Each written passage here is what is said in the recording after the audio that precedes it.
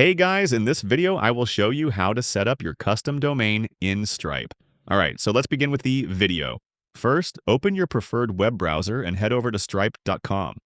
After logging in successfully, you'll be directed to your Stripe dashboard. On the top right, locate the settings icon, represented by a small gear symbol, and click on it. In the settings section, scroll down to the business settings category and click on business information.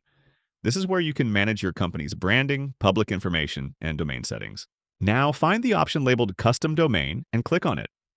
This feature allows you to link your own domain name with your Stripe-hosted checkout pages, customer portals, or payment links.